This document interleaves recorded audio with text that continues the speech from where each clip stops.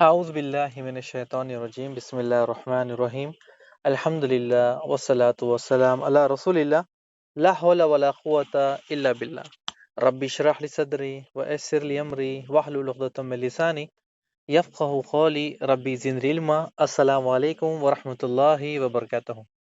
عزت دار بچے، پیارے بھائی، عزت دار بہنیں، بزرگ ساتھیوں، آپ سب کا استقبال ہے، ویلکم ہے اس ہمارے سیرت نبی صلی اللہ علیہ وسلم کے ایپیسوڈ 32 میں۔ اللہ سبحانہ تعالیٰ کی مدد سے الحمدللہ ہم یہاں تک پہنچ گئے ہیں۔ آج پھر سے ہم محمد صلی اللہ علیہ وسلم کی زندگی کے بارے میں جانیں گے، اور یہاں پر ہم نے جمع ہونے کا جو مقصد ہے وہ اللہ سبحانہ تعالیٰ سے قبول کرے، اور اللہ سبحانہ تعالیٰ نے ہمیں توفیق دی ہے کہ ہم یہاں آپ اللہ سبحانہ تعالیٰ کی مرضی سے یہاں پر بیٹھیں۔ اللہ سبحانہ تعالیٰ چاہتا ہے کہ ہم اس کے حبیب محمد مصطفیٰ صلی اللہ علیہ وسلم کا ذکر کریں۔ ہم اللہ سے دعا کرتے ہیں کہ اللہ سبحانہ تعالیٰ ہمارا یہاں آنا بیٹھنا قبول کر، آمین یا رب العالمین، اور اللہ سبحانہ تعالیٰ ہمیں اس سے ہدایت حاصل کرنے کی توفیق عطا فرما۔ یاد رکھیں پیارے بچوں، عزت دار ماؤں، بہنوں، بھائی، ہمارا یہ مقصد ہونا نہیں چاہیے کہ ہم یہاں بیٹھے قصے، کہانیاں، واقعات سنیں، یعنی ہر روز کی روٹین بن جائے، ہماری ہر ہفتے کی روٹین بن جائے اور بس چلے جائے۔ ایسا نہیں ہے، بلکہ ہمیں ان چیزوں کو محسوس کرنا ہے جو محمد مصطفیٰ صلی اللہ علیہ وسلم پر گزری ہیں، کیسی تکلیف برداشت کی مسلمانوں نے اور رسول اللہ صلی اللہ علیہ وسلم نے اسلام کی خاطر۔ تو ہمیں چاہیے کہ ہم اس کو اپنے ایک کان سے سنیں اور اسے اپنے دل و دماغ میں محفوظ کریں۔ ایسا نہ ہو کہ آپ کو سیرت کے سوالات آپ کے سامنے ہوتے اور آپ کو پتہ ہی نہیں کہ ہم نے سیرت میں پڑھائی کیا ہے، اور آپ تمام بہنوں سے ریکویسٹ ہے، التجا ہے، گزارش ہے کہ آپ جب ہماری یہ سیرت کی کلاس چلتی ہے، ایپیسوڈ چلتے ہیں، آپ اپنا فون کے ساتھ رہیں۔ آپ کہیں پر بھی چاہے اپنے ساتھ فون لے جائے، اپنے کان کے پاس رکھیں، ورنہ آپ کچھ کام کرتے رہتے ہو، کچھ چھوڑتے ہو، کچھ پکڑتے ہو، کچھ سنتے ہو، کچھ لیتے ہو، کچھ چھوڑتے ہو، اس میں آپ کا سارا سیرت کا جو ہے مزہ وہ نکل جاتا ہے۔ تو ہمیں کیا کرنا ہے؟ ہمیں رسول اللہ صلی اللہ علیہ وسلم کی زندگی کو محسوس کرنا ہے کہ وہ ٹائم پر جب اگر ہم محمد صلی اللہ علیہ وسلم کے ساتھ رہتے تو ان کے پر کیا بیت رہی تھی، ہم کیا کر سکتے تھے ان کی خاطر، تو ہم آج کیا کر سکتے ہیں ان کی خاطر۔ ایپیسوڈ 31 میں ہم نے پڑھا تھا کہ بائیکاٹ ختم ہو گیا، اور سبھی خوش ہو رہے تھے کہ بائیکاٹ ختم ہو گیا، محمد صلی اللہ علیہ وسلم کی جو تکالیف ہے، ان کے رشتہ داروں کی تکالیف ہے، وہ بالکل ختم ہو گئی۔ لیکن یہ خوشی کا سال غم کے سال میں تبدیل ہو گیا۔ سب سے پہلے چاچا ابو طالب بیمار پڑ گئے، یعنی جب سے وہ بائیکاٹ سے باہر نکلے وہ اتنے زیادہ شدید بیمار ہو گئے کہ بستر ہی ان کا سہارا بن گیا تھا، یعنی آخری سانس چل رہی تھی۔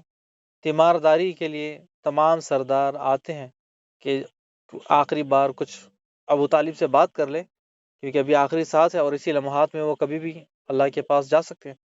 اسی میں محمد صلی اللہ علیہ وسلم آتے ہیں اور اپنے چاچا کو کہتے ہیں کہ اے میرے چاچا، کہہ دو لا الہ الا اللہ، یعنی اللہ سبحانہ تعالیٰ کی وحدانیت بیان کرو، کہہ دو کہ اللہ سبحانہ تعالیٰ ایک ہے، اس کا کوئی شریک نہیں، اور میں محمد مصطفیٰ صلی اللہ علیہ وسلم اللہ کا بندہ اور رسول ہوں۔ آپ یہ کہہ دیں، اور بس آپ یہ اگر میرے کان میں بھی کہہ دو گے تو قیامت والے دن اس کلمے کی بنیاد پر میں آپ کی اللہ سے سفارش کروں گا۔ لیکن ابو طالب نے کیا کیا؟ ابو طالب نے لوگوں کے ڈر سے جنت کو ٹھکرا دیا، یعنی لوگوں کی ڈر کی وجہ سے انہوں نے کلمہ پڑھنے سے منع کر دیا، اور جیسا ہی انہوں نے کہا کہ انا ملت ابو طالب عبد المطلب، اور اسی طرح اسی وقت میں فرشتے نے ان کی روح کھینچ لی اور وہ کفر پہ مر گئے۔ یعنی رسول اللہ صلی اللہ علیہ وسلم کو اتنی زیادہ تکلیف ہوئی، اتنا زیادہ دکھ ہوا کہ آپ برداشت بھی نہیں کر سکتے۔ یعنی وہ چچا جو ہر ساتھ ہر برس میں خوشی اور غم میں آپ کے ساتھ تھا، وہ اللہ سبحانہ تعالیٰ کو پیارا ہو گیا، لیکن سب سے بڑی چیز کہ اس نے کلمہ نہیں پڑھا۔ یعنی محمد صلی اللہ علیہ وسلم کے اوپر دکھ کا پہاڑ ٹوٹا تھا، ایک اور بڑی خبر آ گئی کہ آپ کی بیوی ماں ختیجہ رضی اللہ تعالیٰ عنہ دنیا سے چلے گئے۔ دوسرا ایک اور پہاڑ ٹوٹ گیا آپ کے اوپر، یعنی پہلے ایک چچا کا تھا، دوسرا آپ کی بیوی کا۔ یعنی سب سے پہلے کہ جو چچا تھے، چچا باہر والوں کے لیے دیوار بنے تھے، اور ماں ختیجہ رضی اللہ عنہ گھر میں آپ کا خیال رکھتی تھی، یعنی گھر کے اندر آپ کی بیوی، گھر کے باہر آپ کے چاچا۔ جب دونوں ہی دنیا سے چلے گئے تو محمد صلی اللہ علیہ وسلم نے اس سال کو غم کا سال قرار دیا۔ اور آپ کو تو پتا تھا کہ ہم پچھلے ایپیسوڈ میں جان کر آئے تھے کہ مکہ میں ابو لہب نے اعلان کر دیا، یعنی مکہ کے سامنے، کعبہ کے سامنے اس نے اعلان کر دیا، آج سے آپ کے اور محمد صلی اللہ علیہ وسلم کے بیچ میں کوئی نہیں آئے گا، یعنی محمد کو ہم اپنی پناہ میں سے ہٹا دیتے ہیں صلی اللہ علیہ وسلم۔ تم لوگ مکہ کے سردار جو چاہنا ہے، جو کرنا ہے وہ کرے، ہم آپ کے بیچ میں نہیں آئیں گے۔ یعنی محمد صلی اللہ علیہ وسلم اور صحابہ پر اتنے زور سے ظلم شروع ہو گیا کہ ہم اندازہ بھی نہیں لگا سکتے، ہم اندازہ لگا نہیں سکتے۔ اب جیسے ہی ابو لہب نے اپنی جو پناہ تھی، یعنی جو اپنے خاندان کا سردار بننے کے ساتھ ساتھ اس نے کہا کہ محمد صلی اللہ علیہ وسلم آج سے آپ لوگوں کے حوالے جو چاہے انہیں کریں، تو آپ سوچیں کہ آپ صلی اللہ علیہ وسلم کے قتل کے جو ارادے تھے وہ تو بالکل تیار ہو گئے، یعنی کوئی بھی کہیں بھی شخص آپ کو قتل کر سکتا تھا صلی اللہ علیہ وسلم۔ آپ صلی اللہ علیہ وسلم کی حفاظت کرنے والا کوئی انسان موجود ہی نہیں تھا کعبہ میں، یعنی عمر رضی اللہ عنہ بس ایک ہے، حمزہ رضی اللہ عنہ بس ایک ہے۔ اگر وہ باہر نکلتے، گھر میں اچانک سے گھر میں 10 لوگ گھس گئے، آپ صلی اللہ علیہ وسلم کے اوپر تلوار اٹھا دی تو پھر کون بچائے گا؟ یعنی تو ایک ہے، سامنے 50 لوگ ہیں، 100 لوگ ہیں۔ محمد صلی اللہ علیہ وسلم اپنی زبان سے کہتے ہیں، مجھ پر سب سے زیادہ مشکل وقت آیا جب میرے چچا ابو طالب مرنے کے بعد۔ اس کے بعد، اس سے پہلے اتنی زیادہ تکلیفیں برداشت کرتا تھا، لیکن ابو طالب کے گزرنے کے بعد سب سے زیادہ تکالیف کے جو لمحے تھے ابو طالب کے بعد ہیں۔ وہ ہم انشاءاللہ جانیں گے ایک ایک کر کے کون سی تکالیف ہے، اور طائف کا سفر بھی ہم انشاءاللہ لیں گے۔ لیکن طائف کے سفر سے پہلے ہم جس طرح سیریل وائز جا رہے ہیں، ایپیسوڈ 1 سے لے کر ابھی تک 32، تو سب سے پہلے اب یہ کہ طائف سے پہلے، سفر کے پہلے آپ صلی اللہ علیہ وسلم کا دوسرا نکاح، یعنی جب تک آپ صلی اللہ علیہ وسلم کی عمر 50 سال تھی، آپ نے جب ختیجہ رضی اللہ عنہ زندہ تھی، جب تک آپ نے کوئی نکاح نہیں کیا۔ جیسے ہی ختیجہ رضی اللہ عنہ کا انتقال ہوتا ہے، پھر آپ صلی اللہ علیہ وسلم پھر نکاح کرتے ہیں۔ جب آپ صلی اللہ علیہ وسلم کی عمر تقریباً یعنی 50 گزرنے والی تھی، یعنی 50 گزرنے والی تھی، تو آپ یعنی نبوت کا 11واں سال شروع ہونے والا تھا، یعنی 50 سال میں ختیجہ رضی اللہ عنہ کا انتقال ہوا۔ اس کے بعد یعنی آخری میں آپ نے پھر نکاح کا جو تھا مشورہ آپ کے سامنے پیش آیا۔ اچھا، اب یہاں پر دیکھیں کہ یہاں پر محرخین لکھتے ہیں کہ محمد صلی اللہ علیہ وسلم نے سب سے پہلا نکاح ماں عائشہ رضی اللہ عنہ سے کیا یا سودا رضی اللہ عنہ سے، تو یہاں پر اختلافات ہیں۔ تو اب یہ ہے کہ کچھ لوگ کہتے ہیں کہ پہلے ماں عائشہ رضی اللہ عنہ سے آپ صلی اللہ علیہ وسلم کا نکاح ہوا، بعد میں رخصتی ہوئی، اور یہاں پر کہتے ہیں کہ پہلے جو نکاح تھا آپ صلی اللہ علیہ وسلم نے سودا رضی اللہ عنہ سے کیا، یعنی ختیجہ رضی اللہ عنہ کے بعد دوسرا نکاح۔ یہ ختیجہ رضی اللہ عنہ دنیا میں نہیں رہی، لیکن اب جو پہلی بیوی بنے گی، یا اب جو ختیجہ رضی اللہ عنہ کے بعد بنے گی پہلی بیوی، یعنی ان کا دوسرا نمبر آئے گا سودا رضی اللہ عنہ کا، یا پھر ماں عائشہ کا آئے گا، یہ اللہ عالم۔ ہم یہ نہیں دیکھیں گے کون سیکنڈ ہے کون تھرڈ ہے، ہم ان کو جانے دیں گے، ہم دیکھیں گے جو بھی ہے وہ جو بھی ہے آپ صلی اللہ علیہ وسلم کی بیویاں ہیں۔ لیکن پہلے ہم سودا رضی اللہ تعالیٰ عنہ کے بارے میں جانیں گے کہ ماں سودا رضی اللہ تعالیٰ عنہ محمد صلی اللہ علیہ وسلم سے پہلے جو نکاح کرنے سے پہلے شادی شدہ تھی، یعنی ان کا سب سے پہلے ان کا بیک گراؤنڈ دیکھتے ہیں۔ ان کا نام سودا، اور والد کا نام زما بن مجھے یاد نہیں ہے، شاید قائس ہوں گا ان کا نام، زما بن قائس، اور ان کی والدہ کا نام ہے شمس بنت قیس۔ اب ان کا پہلے جو شوہر تھے، ٹھیک ہے، ان کے پہلے بھی ایک شوہر ہو گئے تھے آپ صلی اللہ علیہ وسلم سے پہلے، یہ سکران بن عمرو۔ اب دیکھیے کہ یہ سکران اور سودا رضی اللہ تعالیٰ عنہ یہ اسلام کے شروعاتی دور میں، یعنی جب اسلام کو شروع میں لوگوں کی طرف جب پہنچا تو انہوں نے اسلام قبول کر لیا تھا۔ یہ دونوں مل کر کفار قریش کی سختیاں برداشت کر رہے تھے، یعنی کفر کے جو لوگ تھے، جو کفر کے سردار تھے، وہ سختی پر آ گئے تھے، وہ بڑا ظلم کرنے لگے تھے، یعنی ظلم پر حد سے گزر گئے تھے۔ تو جب محمد صلی اللہ علیہ وسلم نے مشورہ دیا کہ تم لوگ اپنی جان بچانے کے لیے، اپنا ایمان بچانے کے لیے حبشہ سفر کرو، تو ان میں دوسرے سفر میں یہ بھی حبشہ کے لیے چلے گئے تھے، یعنی یہ نیک اللہ کے بندی حبشہ کے لیے چلے گئے، یعنی اللہ کی خاطر انہوں نے سب چیز چھوڑ دیا۔ اب کچھ سال وہاں پر گزرے تو سکران حبشہ میں ہی ان کا انتقال ہو گیا، اور ایک جگہ آتا ہے کہ سکران مکہ میں آئے تھے اور ان کا انتقال یہاں پر ہو گیا۔ جب انتقال ہو گیا تو یہ جو سودا رضی اللہ تعالیٰ عنہ اپنے والد کے پاس چلے گئے، زما کے پاس، وہاں رہنے لگی، ان کی عدت پوری وہاں پر گزرنے لگی، اور سکران سے ایک ان کو بیٹا ہوا عبد الرحمن، بعد میں وہ مسلمان بھی ہوتے ہیں اور بعد میں ایک جنگ میں شہید بھی ہو جاتے ہیں۔ تو اب یہ یہاں پر اپنے والد کے پاس رہتی ہے، اور دوسری جگہ محمد صلی اللہ علیہ وسلم غم میں ڈوبے ہوئے۔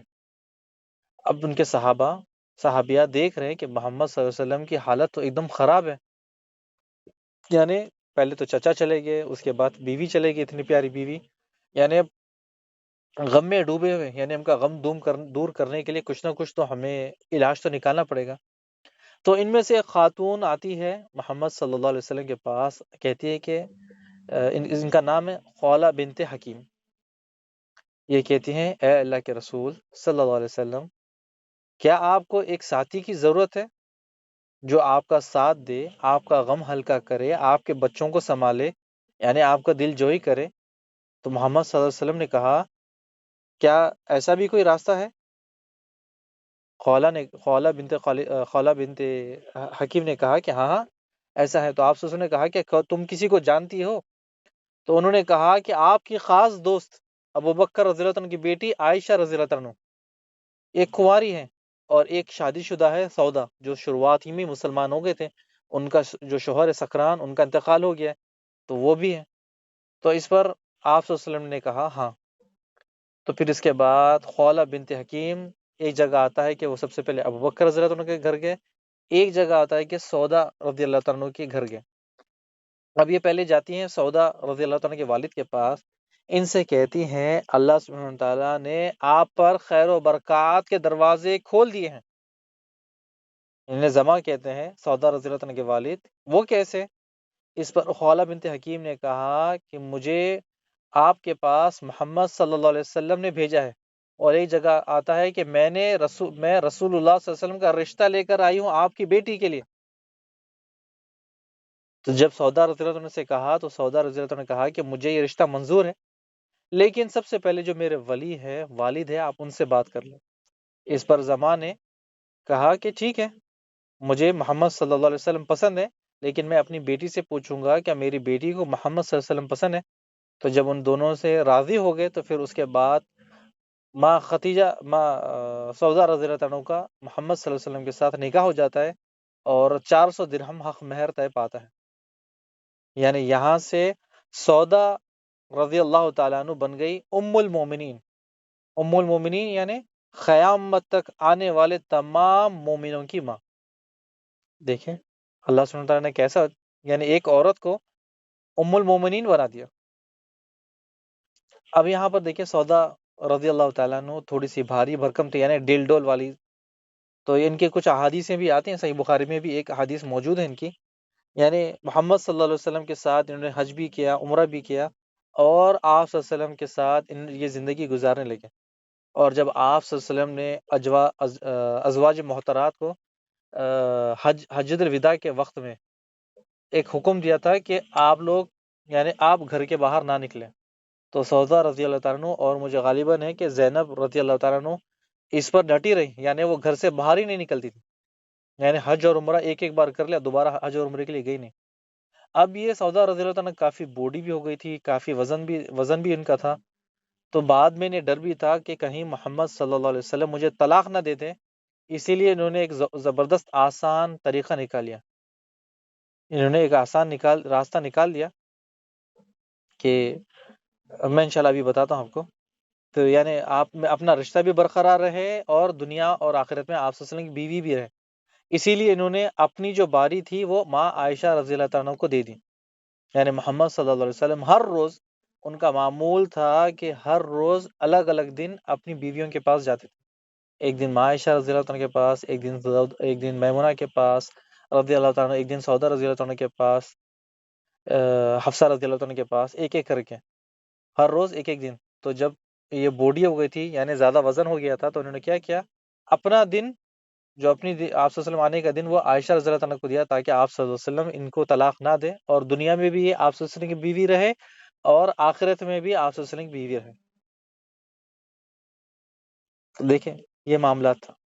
جب عائشہ رضی اللہ عنہ کے پاس جب آپ صلی اللہ علیہ وسلم آتے تو 2 بار آتے ہیں، سب کے پاس ایک ایک بار جاتے، لیکن آپ صلی اللہ علیہ وسلم عائشہ رضی اللہ عنہ کے پاس 2 بار جاتے. اب یہاں پر جب آپ صلی اللہ علیہ وسلم کا انتقال ہوتا ہے، یعنی جب انتقال آپ صلی اللہ علیہ وسلم کا ہو جاتا ہے، حجۃ الوداع جب آپ صلی اللہ علیہ وسلم کی عمر 63 ہوتی ہے، تو یہ سودا رضی اللہ عنہ زندہ رہتی ہیں، اور پھر اس کے بعد عمر رضی اللہ عنہ کی خلافت تک یہ زندہ رہتی ہیں. جب ان کا وہ چیپٹر یہیں پر روکتے سٹاپ کرتے ہیں، اب آتے ہیں ہم عائشہ رضی اللہ عنہ کی طرف.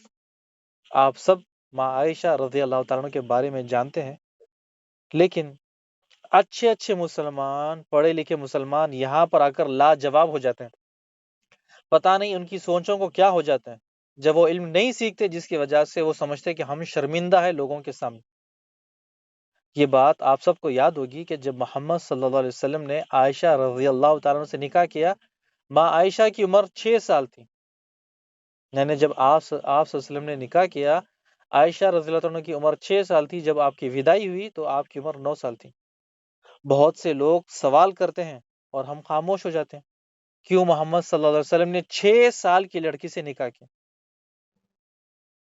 ہم کیا جواب دیں ان کو؟ آپ جواب اپنے دل و دماغ میں یاد رکھے بیٹھیں کہ اس سے یعنی ہر ایک مسلمان کو اس کا جواب آنا چاہیے. اور جب اور جو باہر کے لوگ، ہمارے جاننے والے، ہمارے پہچاننے والے، وہ مسلمانوں سے یہ سوال کرتے ہیں تاکہ ان کے دماغ میں کوئی کیڑا ڈال دیں، ان کے دماغ کو ہلا دیں، ان کے دماغ کو برین واش کر دیں. اور مسلمان اپنے دل میں یہ کیڑا پیدا ہونے دیتا ہے اور پھر اپنے دل میں رکھتا ہے کیوں محمد صلی اللہ علیہ وسلم نے 6 سال کی لڑکی سے شادی کیوں کی. یعنی یہ وسوسے، یہ باتیں شیطان لوگوں کے ذریعے ہمارے دلوں میں ڈالتا ہے تاکہ ہمارا ایمان کمزور ہو. تو لیکن ہم ایسے نہیں ہیں، یہ حکمت کا کام تھا، یہ ہم حکمت سے انہیں جواب دیں گے. اور جواب سنیں کیوں محمد صلی اللہ علیہ وسلم نے 6 سال کی لڑکی جو ماں عائشہ رضی اللہ تعالیٰ سے ان سے نکاح کیا. غور سے سنیں کہ محمد صلی اللہ علیہ وسلم اپنی زبان سے خود کہتے ہیں کہ اے عائشہ، تم سے نکاح کرنے سے پہلے مجھے خواب میں تم دکھائی دی. ایک جگہ آتا ہے 2 بار، ایک جگہ آتا ہے 3 بار. یعنی خواب میں آپ کو دیکھا، کس نے دکھایا؟ اللہ سبحانہ تعالیٰ نے. اللہ سبحانہ تعالیٰ نے دکھایا. محمد صلی اللہ علیہ وسلم کہتے ہیں کہ عائشہ، تم مجھے خواب میں دکھلائی گئی، فرشتے تمہیں ایک ریشمی چادر میں اڑا کر لے کر آیا تھا، ریشمی کپڑے میں. اور پھر میں نے فرشتے سے کہا کہ کپڑا ہٹاؤ، تو پھر کپڑا ہٹایا، تو پھر میں نے تمہیں دیکھا. تو جب اللہ سبحانہ تعالیٰ نے آپ صلی اللہ علیہ وسلم کو نکاح سے پہلے ہی عائشہ رضی اللہ عنہ کو دکھا دیا تھا، تو پھر سوال ہم کیا کر رہے ہیں اور جواب ہم کو کیا دیں؟ یعنی اللہ سبحانہ تعالیٰ چاہتا ہے کہ عائشہ رضی اللہ تعالیٰ عنہ محمد صلی اللہ علیہ وسلم کی بیوی بنے. اللہ نے عائشہ رضی اللہ تعالیٰ عنہ کو چنا محمد صلی اللہ علیہ وسلم کی بیوی دنیا میں بھی اور آخرت میں بھی. یعنی دنیا میں بھی بیوی ہے آپ اور آخرت میں بیوی ہے. تو ہم کون ہیں کہ اللہ سبحانہ تعالیٰ کے فیصلے پر اعتراض کرنے والے؟ ہم ان لوگوں کو جواب دیں کہ جو جواب آپ نے سنا ہے کہ جو سوال پیدا کرنے والے ان کو یہ بتائے کہ یہ اللہ کا حکم ہے. یعنی اللہ چاہتا تھا، اللہ سبحانہ تعالیٰ چاہتا تھا کہ عائشہ رضی اللہ تعالیٰ عنہ محمد صلی اللہ علیہ وسلم کی بیوی بنے. ہمارا خالق جس نے ہمیں پیدا کیا، جس نے آپ کو پیدا کیا، اس کی مرضی ہے. رب کی مرضی کے آگے ہم غلام ہیں، وہ جو کہے ہمیں کرنا ہے. اگر تمہیں اس سے سوال کرنا ہے کیوں محمد صلی اللہ علیہ وسلم نے 6 سال کی عمر میں شادی کی، تو بالکل اس کا آسان جواب ہے. اگر جو لوگ سوال کرتے ہیں، یہ آپ یاد رکھیں کہ آپ اگر سوال کرتے ہیں تو آپ کہے کہ آپ کو جس نے یہ کیا نا، یعنی اللہ سبحانہ تعالیٰ چاہتا تھا، یہ اللہ سبحانہ تعالیٰ کی مرضی سے ہوا، یہ اللہ سبحانہ تعالیٰ خالق ہے، اس نے پیدا کیا، اس کی مرضی چلتی ہے. تو اگر آپ کو پوچھنا ہے تو آپ تمام چیزیں آپ پیدا کرنے والے سے پوچھیں، یعنی جس نے پیدا زمین و آسمان کو، انسان، جن اور انسان کو، ہر چیز کو پیدا کیا، آپ جائے اس سے سوال کریں۔ بہت آسان ہے اس سے سوال کرنے کے لیے، بالکل آسان۔ یا تو سب سے پہلے آپ اپنے آپ کو مار لیں، یا پھر انتظار کرے آپ کی موت کب آتی ہے، ٹھیک ہے؟ یا تو سب سے آسان طریقہ پہلا کہ آپ اپنے آپ کو مار لیں، یا دوسرا اپنی موت کا انتظار کرے، پھر دیکھے کہ سوال ہم سے کون کرتا ہے، ہم کس سے سوال کرتے ہیں۔ یعنی بہت شوق ہوتا ہے دنیا میں مسلمانوں کے دلوں میں کیڑا پیدا کرنے کی، کیوں محمد صلی اللہ علیہ وسلم نے 6 سال کی لڑکی سے نکاح کیا؟ اللہ کی مرضی تھی، ہمارے خالق کی مرضی تھی، ہمارے رب کی مرضی تھی۔ اگر تمہیں سوال پوچھنا ہے تو جاؤ پھر ہمارے رب سے پوچھو۔ اس کا آسان طریقہ بتا دیا کہ اپنے آپ کو مارو اور جا کر رب سے سوال کرو، دیکھتے ہیں کون سوال کرتا ہے۔ یا تو پھر اپنی موت کا انتظار کرو کہ کون تم یا اس سے، تم اپنے رب سے سوال کرتے ہو کہ رب تم سے سوال کرتا ہے، دیکھتے ہیں اس کے بارے میں۔ اب یہ ہے کہ خولہ بنت حکیم رضی اللہ تعالیٰ عنہ محمد صلی اللہ علیہ وسلم کا رشتہ لے کر ابو بکر رضی اللہ تعالیٰ عنہ کے پاس جاتی ہے، بعد میں یعنی یہ نکاح ہوتا ہے۔ یہ انشاءاللہ تفصیل میں کبھی ہم ماں عائشہ رضی اللہ تعالیٰ عنہ کی بایوگرافی یعنی ان کے بارے میں جانیں گے، لیکن ابھی اگر یہاں پر کریں گے تو بہت لمبا ٹائم نکل جائے گا، بہت زیادہ ٹائم نکل جائے گا۔ انشاءاللہ باقی ہمارے پاس کافی وقت ہے، انشاءاللہ کافی ہم رک کر جب کبھی موقع ملتا ہے تو ماں عائشہ رضی اللہ عنہ کی تھوڑی سی ہسٹری بتائیں گے، ہسٹری ان کی کئی ساری احادیث وہ خود روایت کرتی ہیں، غسل جنابت کے بارے میں، غسل کرنے کے بارے میں، کئی سارے وضو کے بارے میں، جمعہ کی سنتوں کے بارے میں، گھر کے تہجد کے بارے میں، کئی ساری احادیث ماں عائشہ رضی اللہ عنہ بیان کرتی ہے۔ پھر ابھی بھی ہم عائشہ رضی اللہ عنہ پہ سوال اٹھائیں، جب آپ صلی اللہ علیہ وسلم سے سوال کرتے کہ اے رسول اللہ صلی اللہ علیہ وسلم، آپ ہمیں بتائے آپ کو دنیا میں سب سے پیارا کون ہے؟ تو کہا کہ عائشہ۔ تو نہیں، صحابہ نے کہا کہ مردوں میں کون ہے؟ تو کہا عائشہ کے والد ابو بکر رضی اللہ تعالیٰ عنہ۔ یعنی اتنا پاک گھرانہ، اس پہ پھر ہم انگلی اٹھائیں؟ یعنی پھر اگر سوال کرنا ہے تو پھر سوال رب سے کرے، اور انتظار کرے کہ اپنی موت کا، یا تو پھر اپنے آپ کو مارے، پھر دیکھتے ہیں کہ کون سی کس سے سوال کرتا ہے۔ اچھا، اب یہاں محمد صلی اللہ علیہ وسلم 10 سال تک مکہ میں دین کا کام کرتے رہے، لیکن وہاں سے لوگ آپ کی جان کے پیچھے پڑ گئے، یعنی بڑے بڑے سردار جو اپنے جو کفر پر ڈٹے رہے، یعنی انہوں نے ٹس سے مس نہیں ہوئے، یعنی آپ صلی اللہ علیہ وسلم کے وہ پیچھے پڑ گئے۔ اب محمد صلی اللہ علیہ وسلم نے دیکھا کہ جتنی دعوت دینی تھی یہاں پر دے دی، اب کام آگے بڑھ ہی نہیں رہے۔ یعنی محمد صلی اللہ علیہ وسلم نے سوچا دین کو دوسروں تک کیسے پہنچے، یعنی کچھ تو قدم اٹھانا پڑے گا۔ یعنی مکہ میں رہنا تو بڑا مشکل ہو گیا، کیونکہ یہاں پر تو کئی جتنوں کو دعوت دینی تھی ان کو دے دی، وہ مکمل ہو گیا یہاں کا، یعنی جتنے اب صحابہ کام کر رہے ہیں، اور اس کے بعد اب اگر یہاں پر زیادہ رکے تو یعنی جان کا مسئلہ ہے۔ اب یہاں پر میری جان کی حفاظت کرنے والا کوئی میری یعنی جب میں کس کی پناہ میں آؤں وہ بھی کوئی میری حفاظت کرنے والا بھی نہیں، چچا بھی چلے گئے، اب کون ہے بڑا سردار؟ تو اب آپ صلی اللہ علیہ وسلم نے سوچا کہ اب یہاں پر رہنے سے اچھا کوئی دوسرا قدم اٹھاتے ہیں، یعنی دین کے کام کو آگے بھی بڑھانا ہے، یہیں پر روکنا نہیں ہے۔ تو پھر آپ صلی اللہ علیہ وسلم نے کہا کہ آپ صلی اللہ علیہ وسلم نے سوچا کہ مکہ کے باہر جاتے ہیں، یعنی اب دین اسلام پہلے تو مکہ کی حدود میں تھا، اب مکہ سے باہر جاتا ہے۔ تو آپ صلی اللہ علیہ وسلم نے سوچا کہ کیوں نہ حبشہ چلے جائیں، حبشہ کا بادشاہ مسلمانوں کے ساتھ تو بہت اچھا ہے، اگر انہیں پتہ چل جائے کہ مسلمانوں کے رسول یعنی اللہ کے رسول نبی آگے، تو وہ بڑھ چڑھ کر آپ کو گلے لگائے گا۔ لیکن پھر محمد صلی اللہ علیہ وسلم نے سوچا کہ اللہ سبحانہ تعالیٰ نے مجھے آرام کے لیے تھوڑی پیدا کیا ہے، یعنی میں حبشہ جاؤں گا، وہاں آرام کروں گا، کھاؤں گا، پیوں گا، ٹھنڈی چھاؤں کا سایہ لوں گا، لیکن یہاں کا جو دین کا کام ہے وہ کون کرے گا؟ جو مقصد ہے دنیا میں آنے کا نبی کا، وہ کیسا پورا ہوگا؟ جو مقصد ہے اللہ نے مقصد سے مجھے جو بھیجا دین غالب کرنے کا، وہ تو چھوٹ جائے گا حبشہ جانے کے بعد۔ وہاں پر جانے کے بعد تو آرام ہوگا، لیکن دین کی دعوت تو دے نہیں سکتے، تو اب کیا کرے؟ یعنی اللہ سبحانہ وتعالیٰ نے مجھے عرب میں پیدا کیا، تو اب مجھے عرب میں ہی رہ کر دین کا کام کرنا ہے۔ پھر آپ صلی اللہ علیہ وسلم نے سوچا کہ میں یثرب جاتا ہوں یا تو پھر طیف جاتا ہوں۔ تو پھر سوچا کہ یثرب تو بہت دور ہے، یعنی تقریباً 450 دور نکل جائیں گے، اس سے اچھا سب سے قریب تو طیف ہے، وہاں جاتے ہیں، 3 4 سرداروں کو دعوت دیتے ہیں، اگر وہ راضی ہو جاتے ہیں تو پھر تمام صحابہ کو، یعنی جو سینٹر ہے اس کو یہاں پر لے کر آ جاتے ہیں۔ یعنی تمام جب اگر یہ لوگ راضی ہو جاتے ہیں، یہ لوگ دین میں یعنی دین میں داخل ہو جاتے ہیں، تو صحابہ کو یہاں پر بلا لیں گے اور دین کا کام یہاں سے سٹارٹ کر دیں گے۔ یعنی جو دعوت کا سینٹر ہے پہلے مکہ تھا، اس کو اب شفٹ کر کے طیف بنا لیں گے۔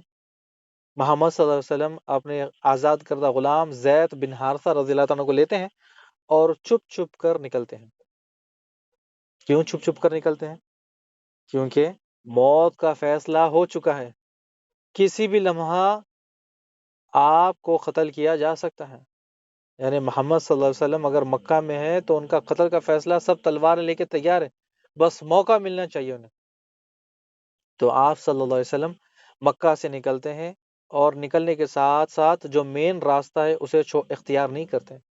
جو مین راستہ، مین روڈ والا ہوتا ہے، اسے چھوڑتے ہیں تاکہ اگر لوگوں کو پتہ چل جائے کہ میں مکہ کے باہر نکل گیا تو میرے پیچھا کرے اور پیچھا کر کر مجھ پر حملہ نہ کرتے۔ تو محمد صلی اللہ علیہ وسلم زید بن حارثہ کو لے کر پہاڑوں کے ذریعے طیف جاتے ہیں۔ یعنی مکہ سے طیف تقریباً 100 کلومیٹر کے قریب آپ لگا لیں، یعنی پہاڑوں کے ساتھ ساتھ تو اور زیادہ ہو جائے گا۔ تو پہاڑوں کے ساتھ ساتھ اوپر سے نیچے سے گزرتے ہوئے پیدل آپ نے سفر کیا۔ سوچے، پیدل گئے طیف، کتنا کھانا تھا ہوگا ساتھ، کیا لیا ہوگا اپنے ساتھ، کتنا پانی رکھا ہوگا ساتھ، کیسے آپ صلی اللہ علیہ وسلم کی حالت ہو گئی ہوگی۔ یعنی پورا کا پورا سفر مکہ سے لے کر طیف۔ اب محمد صلی اللہ علیہ وسلم طیف پہنچتے ہیں۔ اب وہاں پہنچنے کے بعد یعنی دل میں تو بڑی امیدیں ہیں، بڑی، کہ وہاں پر ہم سینٹر لگا لیں، وہاں پر ہم مکہ کو اپنا جیسے یہاں پر اپنا خاندان، صحابہ، رشتہ دار سب تھے، وہاں پر بلا لیں، وہاں سے دین کا کام کریں، وہاں سے جو کام ہے وہ آگے بڑھائے، لوگوں تک دعوت پہنچے۔ لیکن وہاں پر آتے ہیں ایک قبیلے کے پاس، وہاں پر ایک قبیلہ، اس کا نام مجھے یاد نہیں آ رہا ہے، ایک بڑا قبیلہ تھا جس کے 3 بڑے بڑے سردار تھے۔ سب سے پہلے ایک کا نام تھا عبد یالیل، دوسرا تھا مسعود اور تیسرا تھا حبیب۔ یہ تینوں بھائی تھے۔ ان کے پاس آتے ہیں، بیٹھتے ہیں، پھر ان کو دعوت پیش کرتے ہیں کہ اے طیف کے سرداروں، اللہ سبحانہ تعالیٰ کی اطاعت کرو اور اسلام میں تم لوگ مدد کرو۔ یعنی اسلام کی تم لوگ مدد کرو، یعنی میں محمد رسول اللہ، اللہ کا رسول ہوں، اللہ سبحانہ تعالیٰ نے مجھے بھیجا ہے تاکہ تم لوگوں کو صحیح راستہ دکھاؤں۔ تم لوگ کہو لا الہ الا اللہ اور اللہ کی اطاعت کرو اور دین اسلام میں میری مدد کرو۔ یعنی آنے کا تمام مقصد، سارا سب کچھ ان کو بتا دیا۔ اب ان لوگوں نے تمام باتیں سن لی، پھر اس کے بعد ایسا جواب دیا کہ کلیجہ چیر کے رکھ دیا۔ ایسی باتیں، ایسی گستاخانہ الفاظ، یعنی محمد صلی اللہ علیہ وسلم جو ارادے سے آئے تھے اس کے مقابلے ان لوگوں نے ایسے الفاظ کہے کہ ہم سننے کے ساتھ ساتھ یعنی ہم خود برداشت نہیں کر سکتے۔ سب سے پہلے والے نے کہا، اگر اللہ نے تمہیں نبی بنایا ہے تو میں اپنے ہاتھوں سے خانہ کعبہ کا پردہ چاک کر دوں۔ یعنی آپ دیکھیں کہ بات آپ کو سمجھ میں آئی، یعنی الفاظ بڑے گہرے تھے۔ یعنی وہ اس کا کہنے کا مقصد تھا کہ اگر تمہیں اللہ سبحانہ تعالیٰ نے نبی بنایا ہے تو پھر میں کعبے کا غلاف ہے اس کو پھاڑ کے رکھ دوں، یعنی اس کا پردہ پھٹ جائے۔ یعنی خانہ کعبہ کا پردہ پھٹنا جیسے ناممکن ہے، ویسے تم بھی نبی بننا ناممکن ہے۔ ایسا تھا صلی اللہ علیہ وسلم، یعنی ایسا خطرناک جواب دیا اس نے۔ پھر اس کے بعد دوسرا شخص حبیب نے کہا، اس نے تو ایک اور جواب دے دیا۔ اس نے تو کہا کہ اللہ کو آپ کے علاوہ کوئی ملا ہی نہیں۔ اتنے بڑے بڑے مکہ کے سردار، طیف کے سردار، بڑے بڑے مالدار، اللہ سبحانہ تعالیٰ نے ان تمام مالداروں کو چھوڑ کر آپ کو نبوت دی، آپ کو نبی بنایا،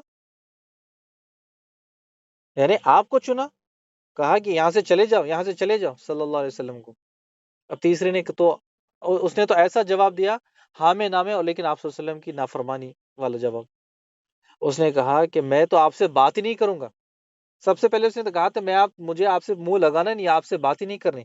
اگر آپ سچ میں اللہ کے رسول ہو تو آپ کی بات کو رد کرنا بڑی گستاخی ہے۔ یعنی میں ایسے کوئی الفاظ کہہ دوں جو میرے لیے خطرناک ہو، اور اگر آپ اللہ پر جھوٹ باندھتے ہو تو میں جھوٹوں سے بات ہی نہیں کرتا۔ کہا آپ یہاں سے چلے جائیں۔ اب ان تینوں نے محمد صلی اللہ علیہ وسلم کو رسول اللہ یعنی سچے نبی کو دل چیر دینے یعنی کلیجہ چیر دینے والی باتیں کہیں.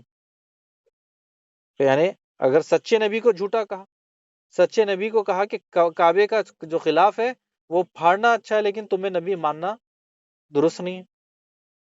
تو آپ صلی اللہ علیہ وسلم نے کہا کہ ٹھیک ہے، کوئی بات نہیں، تم تینوں نے بات کر دی، ٹھیک ہے، تم سے یہ سب جو بھی بات چیت ہو گئی ہے سارا سب کچھ ہو گیا، ٹھیک ہے، لیکن اس کو پردے میں رکھو. یعنی اس بات کو دوسروں تک مت بتاؤ تاکہ ہم دوسرے سرداروں کو بھی ملے، دوسرے سرداروں سے بات چیت کریں، ان تک دعوت پہنچائے، تاکہ لوگوں کے دلوں میں ایک غلط فہمی نہ ہو کہ کہیں مکہ سے ایک شخص آیا تھا، انہوں نے دعوت قبول نہیں کی تو انہوں نے آگے بڑھا دیا تو ہم بھی نہ دعوت کو قبول کریں.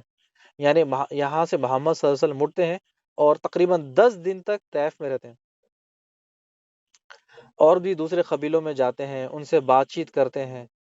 تو یہ تمام سردار کوئی اسلام قبول کرنے والا نہیں تھا، یعنی ایک بندہ بھی اسلام قبول نہیں کیا طیف کا. جب سبھی مل کر یعنی تمام یہ سردار تھے، تب سب نے ایک ہی جواب دیا کہ آپ یہاں سے چلے جائیں، ہمارے شہر کو چھوڑ دیں. تو آپ صلی اللہ علیہ وسلم سے ان سے ایک ہی گزارش کرتے کہ یہاں کی جو بات ہوئی آپ اسے پردے میں رکھیں، اسے ایشو نہ بنائیں، یعنی لوگوں تک یہ بات نہ پھیلائے کہ میں نے آپ کو دعوت دی تو آپ ٹھیک ہے، اگر قبول نہیں کرتے تو پھر قبول نہ کریں، لیکن کم سے کم یہ لوگوں تک نہ پہنچائے. اب دیکھیں کہ ان لوگوں کو تو یہ بات روکنی تھی، یعنی آپ سے نے کہا کہ گزارش ریکویسٹ کی، لیکن ان لوگوں نے تو اس کا بہت بڑا ایشو بنایا. لوگوں نے بہت بڑا ایشو بنایا.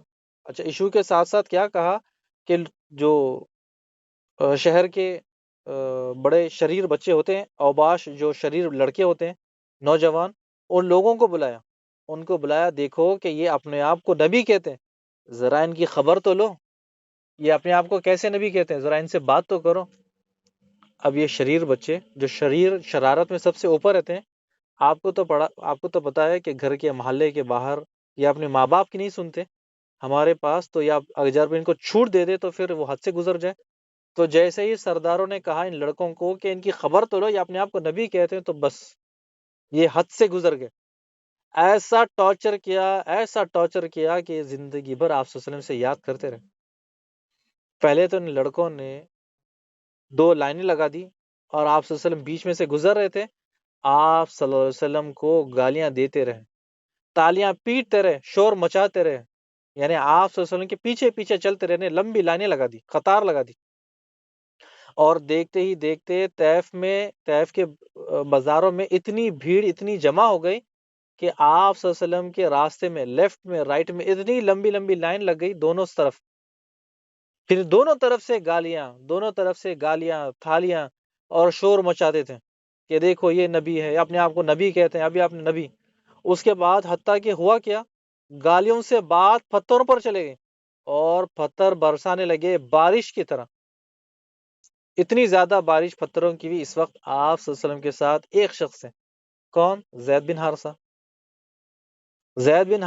آپ صلی اللہ علیہ وسلم کی ڈھال بن گئے. پتھر آپ کو کہیں پیچھے سے رکھتا تو آپ پیچھے کی طرف جاتے، آگے کی طرف آتا تو آگے کی طرف آتے، لیفٹ کی طرف آتے تو لیفٹ کی طرف جاتے، رائٹ کی طرف جاتے تو رائٹ کی طرف. حتیٰ کہ خود زید رضی اللہ تعالیٰ عنہ کا سر پھٹ گیا. لیکن آپ صلی اللہ علیہ وسلم کو تو بچانا ہے، اپنا جسم اپنے پیش کر دیا کہ اگر سامنے سے پتھر آ رہے تو سامنے سے بچا رہے ہیں، پیچھے سے، آگے سے، بائیں سے، لیفٹ سے، رائٹ سے. یعنی پتھروں کی تو ان لوگوں نے تو بارش کر دی. اب یہ لڑکے جو عباش جو شریر بچے تھے، یہ نشانہ لگا لگا کر پتھر مارتے تھے کہ پتھر گھٹنوں پر لگے. جب پتھر ہڈی پر لگے گا تو خون کم بہے گا، مار زور سے لگے گی.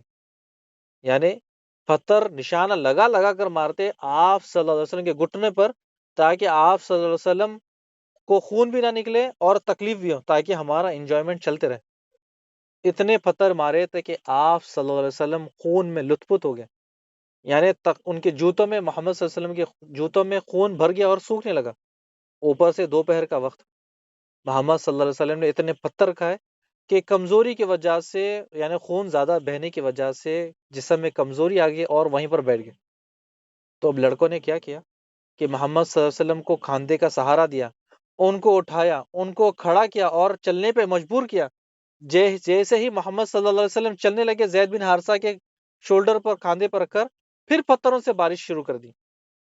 یعنی اتنے شریر کہ طیف کا سفر آپ صلی اللہ علیہ وسلم کا کیسے ایسے گزرا. یعنی زید رضی اللہ تعالیٰ نے خود پریشان کہ لڑکے اتنے زیادہ کہ میں آپ صلی اللہ علیہ وسلم کو کیسے بچاؤں پتھروں سے. یعنی لڑکے اتنے زیادہ، تعداد میں اتنی زیادہ، پتھروں کی بارش آگے سے، پیچھے سے، لیفٹ سے، بائیں سے، ہر جگہ سے. طیف میں اتنا زیادہ خطرناک معاملات ہوا، یہاں تک کہ محمد صلی اللہ علیہ وسلم کا حال آپ خود جانے کہ کیسا ہو گیا. یعنی 3 کلومیٹر تک تقریباً ان کے پیچھے پیچھے کے آپ صلی اللہ علیہ وسلم کو ان لڑکوں نے مارا، ان کے پیچھے پیچھے لگے رہے جب تک آپ صلی اللہ علیہ وسلم شہر کے باہر نکل گئے. تو ان لڑکوں نے پھر آپ صلی اللہ علیہ وسلم کا پیچھا کرنا چھوڑ دیا. کسی طرح آپ صلی اللہ علیہ وسلم لڑکھڑاتے ہوئے، اوپر نیچے ہوتے ہوئے، ایک انگوروں کے باغ تھا، وہاں پر جا کر سہارا کس جو سایہ ہوتا ہے، کڑی دھوپ کا سہارا تھا جھاڑ کا، تو اس کے نیچے جا کر بیٹھ گئے.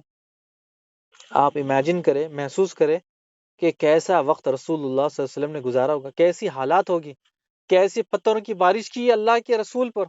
یعنی اگر کوئی ہمارے ماں باپ کو گالی دے دے تو ہم برداشت نہیں کرتے. کوئی اگر ہمارے ماں باپ کو تھپڑ لگا دے، پتھر مار دے، تو ہم برداشت نہیں کرتے. یہاں اللہ کے سچے رسول کو ایسی حالت پڑی طیف میں، آپ صلی اللہ علیہ وسلم خون میں لہو لہان ہو گئے.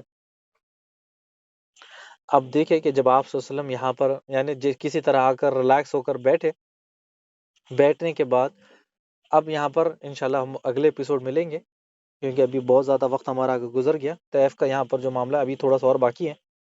اب یہاں سے دیکھیے کہ ٹوٹل کی ٹوٹل سیرت چینج ہو جائے گی. یہاں سے اللہ سبحانہ وتعالیٰ کی حفاظت محمد صلی اللہ علیہ وسلم کے لیے آتی ہے. یعنی اب آپ سوچتے ہوں گے کہ کوئی اجڑی ڈال رہا ہے، کوئی آپ صلی اللہ علیہ وسلم کو قتل کرنے کے لیے تلوار لے کر گھوم رہا ہے، کوئی پتھر لے کر گھوم رہا ہے، کوئی فرشتہ آ کیوں نہیں رہا ہے، کوئی مدد کے لیے آگے کیوں نہیں بڑھ رہا ہے. یعنی اتنی زیادہ آزمائش، اتنے خطرناک آپ صلی اللہ علیہ وسلم کے ساتھ، اللہ کے رسول کے ساتھ گستاخی. یعنی یہ اللہ سبحانہ وتعالیٰ کی طرف سے آزمائش ہی تھی. اب ٹیبل ٹرن ہوتا ہے، یعنی جتنے غم تھے اب ان کو بدلنے کا وقت آ گیا. یعنی آپ صلی اللہ علیہ وسلم نے جتنا صبر کیا، اور وہ صبر یہاں پر ختم ہونے والا ہے. یہاں سے محمد صلی اللہ علیہ وسلم کی زندگی چینج ہوتی ہے.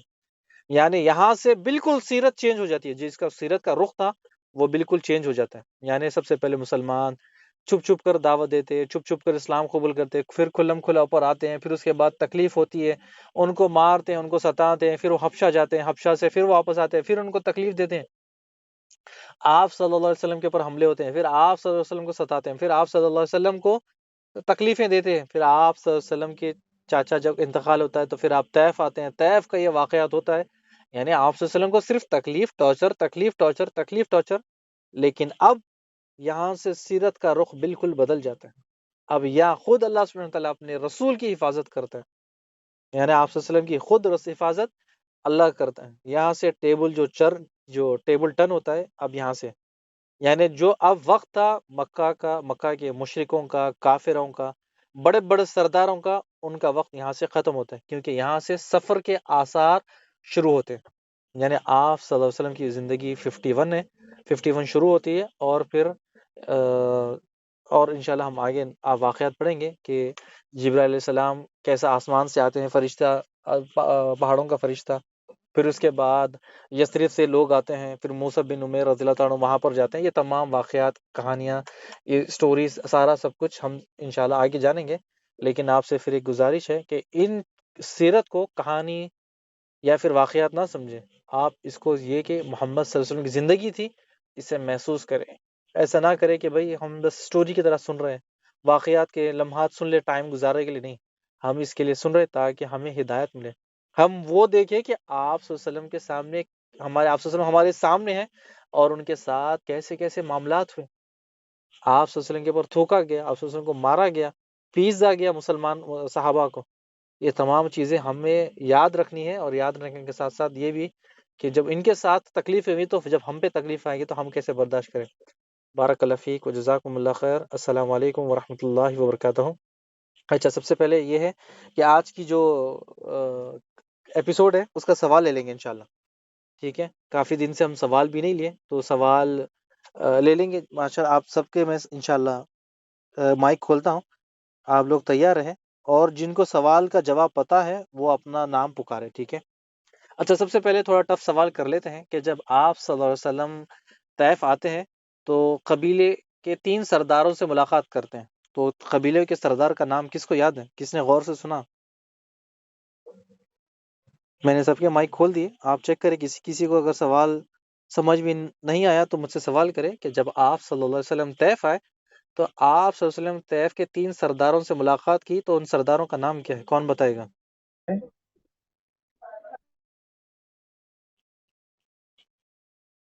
جی، عبداللیل، دوسرا مسعود، تیسرا حبیب۔ چلے کوئی بات نہیں، آگے بڑھتے ہیں، ٹھیک ہے؟ اگلا ایک اور سوال کرتے ہیں، تھوڑا ریاض آسان بھائی، سوال کر لیتے ہیں۔ جی صلاح بھائی۔ آپ کی آواز بیچ میں ٹوٹی جا رہی تھی، نہیں سمجھ آئی۔ اچھا چلیے، سوال کا جواب میں نے دے دیا، دوسرے سوال مطلب کی شروع طرف سے آتے ہیں۔ ٹھیک ہے، میں نے سوال کا جواب دے دیا، دوسرے سوال کی طرف انشاءاللہ آگے آتے ہیں، انشاءاللہ آگے آتے ہیں، ٹھیک ہے؟ تاکہ دوسرے بھائی بہنوں کو بھی موقع ملے، تو اللہ سبحانہ تعالیٰ خیر کرے بس۔ اچھا، جب آپ صلی اللہ علیہ وسلم کی نکاح ہوا سودا رضی اللہ تعالیٰ عنہ سے، تو آپ صلی اللہ علیہ وسلم کی عمر کتنی تھی؟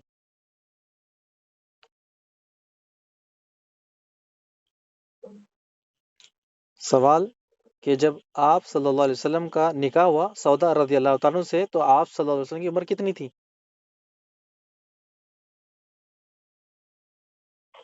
مجھے لگتا ہے کہ آج کی کلاس آپ لوگوں نے غور سے سنی نہیں، ماشاءاللہ۔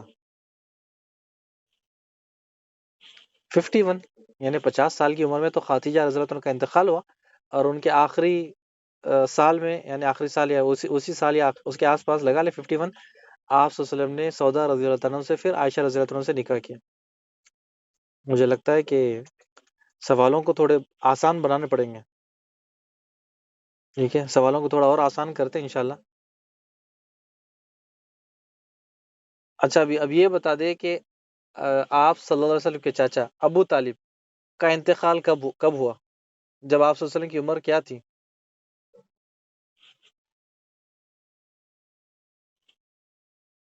جی، سوال نمبر تیسرا کہ جب آپ صلی اللہ علیہ وسلم کی عمر کیا تھی جب ان کے چچا کا انتقال ہوا؟ 43 43 نہیں جی، کسی کے پاس جواب ہے؟ جی چلے شروع کرے، کوئی نہ کوئی تو جواب، کسی کا تو جواب آ جائے گا۔ جی بتائے، اگر آپ اپنی آواز نہیں نکالنا چاہتے مجھے ٹیکسٹ کر دیں۔ اگر آپ اپنی آواز سنانا نہیں چاہتے، کوئی اگر بہن ہے تو پھر آپ وہ ٹیکسٹ کر دیں انشاءاللہ، زوم کی میٹنگ میں، جو چیٹ باکس میں، وہ گروپ کے ایڈمن وہ دیکھ رہے ہیں۔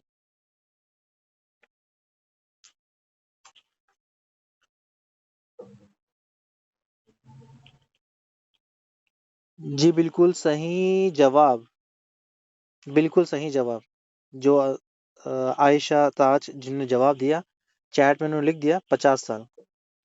جب بالکل آپ صلی اللہ علیہ وسلم کی، ہم ابھی پڑھ کر آئے رہے نا، کہ جب آپ صلی اللہ علیہ وسلم کی عمر 50 سال تھی، جو آپ صلی اللہ علیہ وسلم کے چچا کا انتقال ہوا، اس کے 2 مہینے کے بعد آپ صلی اللہ علیہ وسلم کی جو پہلی بیوی خدیجہ رضی اللہ عنہا کا انتقال ہوا۔ پچھلے ایپیسوڈ میں ہی پڑھ کر آئے، ابھی ہم سٹارٹنگ میں تو شروع کیا تھا نا، وہیں سے شروع کیا تھا۔ تو ماشاءاللہ یہ بالکل عائشہ تاج نے بالکل صحیح جواب دیا۔ اچھا، ایک اور سوال لے لیتے ہیں انشاءاللہ، دیکھتے ہیں پھر اس کا جواب آپ لوگ دے پاتے نہیں پاتے، دیکھیں گے انشاءاللہ۔ چلے دیکھتے ہیں، پھر ایک شروع کرتے ہیں۔ آپ سوال کے لیے تیار ہے کہ اچھا، ہم نے پہلے بائیکاٹ کے بارے میں پچھلے 2 ایپیسوڈ میں پہلے پڑھا تھا کہ بائیکاٹ ہوا تھا جب آپ صلی اللہ علیہ وسلم کی عمر کیا تھی جب بائیکاٹ شروع ہوا؟ کون بتائے گا؟